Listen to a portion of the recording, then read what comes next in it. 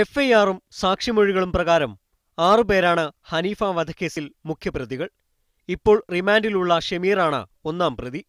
അഫ്സൽ, ഫസലു, അൻസാർ, സച്ചിൻ, ഷാഫി എന്നിവരെ ഇനിയും പിടികൂടിയിട്ടില്ല.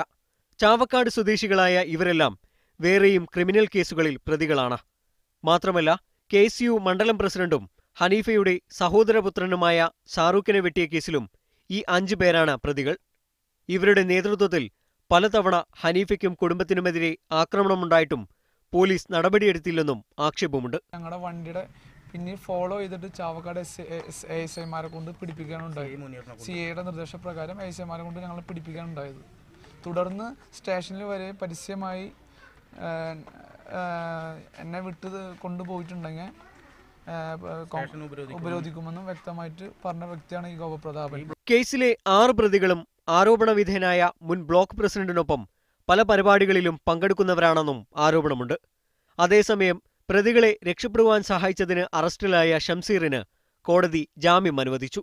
നിസ്സാര വകുപ്പുകളാണ് ഇയാൾക്കെതിരെ ചുമത്തിയതെന്നും ആക്ഷേപമുണ്ട്. മീഡിയ 1, തൃശൂർ.